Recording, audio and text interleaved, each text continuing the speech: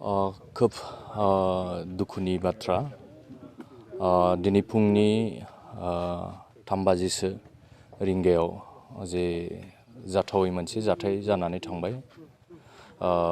जाहारबारि forest रेन्जनि सिङाव गियानिपुर गामिनि हेमन्त नार्जारि बिथाङा हाग्रायाव थांदोंमोन।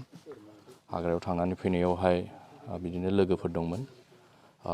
बिनि उनाव सोरांसि फुंनि 3 बाजिसोआवहाय जाहारबारि रेन्ज फरेस्टनिफ्राय डिउटि खालायनायावहाय बेबायदि मोनसे एक्सिडेन्ट जानानै थांबाय।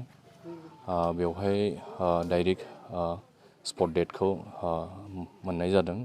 खौरां बिजोंनि गेजेरजों बा जोंनि लकेल जाहारबारि बा रायजो राजाफोरनि फोरमायहरनायनि गेजेरजों जोङो बेखिनिखौ मोननानै दिनै नैबे दुखुथिया न'खराव जोङो दावबायफैदों। दा बियो मोनसे खोब आनफर्चुनेट जाथाया जानानै थांबाय। बियो जानो नाङामोन। बेयो माब्रै जादों आरो माब्रै जानो मोनखो बिनि सायावहाय बिफानखौहाय नायबिजिरनो थाखाय जोङो दुलाराय बर' फरायसा आफाद क'क्राझार जिल्लानिफ्राय जोङो नारसिनदों। लोगोसे दिनैनि थारिखआव बेबायदि फिसा घटनाया जाथाया गोबां जायगायाव जादों। मानो होनबा बियो मोनसे नेसनेल पार्क हिसाबै डिक्लेयार मोननाय। दा बे सिङावहाय माखासे मोननै बिथिंखौ जों नायदों। मोनसे बिथिङा जाहैबाय नेसनेल पार्कआवहाय हाबनायनि बा बिनि जे खहा खालायनाय बेवहाय मोनसे बिनि राइट्स थाया। दा आङो आपिल खालायदों बे ओनसोलनि बा गुबुन ओनसोलनि जाय सुबुंफोरा दिनै बे नेसनेल पार्क सिङाव बा हाग्रा सिङावहाय हाबनानै माखासे हाग्रानि जे सम्पतिफोरखौ खहा खालायनाय बियो मोनसे जोंनि थाखाय खोब खहा गोनां बा बियो जोंनि थाखाय बियो एक्सेप्ट खालायथावै।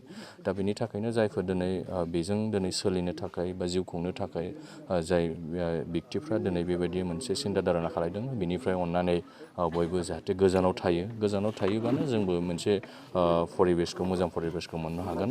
आरो जाय मानसिया दिनैहाय जाय फरेस्ट डिपार्टमेन्टनिफ्राय बेबायदि थांनानै डाइरेक्ट एनकाउन्टार खालायहैबाय बेयो आयेन भाबाव गोलैया। आयेनाव गोग्लैया। बियो मोनसे बिराद माने एलिगेल जाय एलिगेलनि गेजेरजों बिथांमोनहा दिनै डाइरेक्ट एनकाउन्टार खालायनानै स्पट डेथ खालायबाय बेखौ जों माब्लाबाबो गनायनो हाया आरो एक्सेप्ट खालायनो हाया।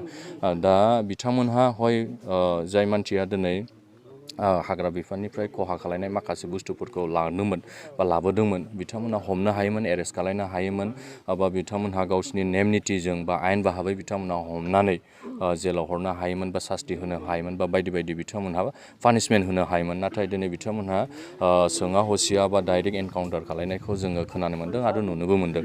दा बेनि थाखायनो दिनै बिनि सायावहाय थरन्थ' खालायनो थाखाय जोङो जिल्ला आफादनिफ्राय जों दाबि खालायदों आरो बे ओनसोलाव मोनसे गोजोन परिबेसा सान्थि परिबेसा फैनांगौ आरो ओनसोलाव जोंहा मोनसे मोजां इनभारमेन्टखौ लाबोफिननांगौ। दा जिहेतु दुखुथिया न'खरावहाय दिनैहाय माने गावनि फेमिलिखौ दैदेननो थाखाय जेबायदि मोनसे खामानिखौ मावलांबाय बा न'खरखौ दैदेननो थाखाय दिनै बिथाङा बेबायदि खामानिखौ मावनो गोनां जाबाय। दा बिनि सायावहायबो न'खरनि फारसेबो जाहाथे नायबिजिरो। लोगोसे जिहेतु रेन्जार बिथां बि फाटक बे थासेयावबो बेबायदि जाथावै बा एक्सेप्ट खालायथावै घटनाया जानानै थांबाय। बेनि थाखायनो बे रेन्जारनि सायावहाय एसे थरन्थ' खालायनांगौ जों बेखौ दाबि खालायदों। मानो होनबा रेन्जारा जाहैबाय मोनसे डिपार्टमेन्ट बा मोनसे कम्पानिखौ नायनायनि बा गावनि जुरिसडिक्सनाव मा जादों मा जायाखै बेखौ सामलायनायनि थाखाय बिथांनाव जथेस्थ' दायथ' दं। नाथाय बिथाङा दिनै बेखौ सामलायनायाव फेइलार जादों। गोबां रायजो राजानिफ्राय अभियोग दङ बा बिनि सायावहाय कमप्लेनबो दङ।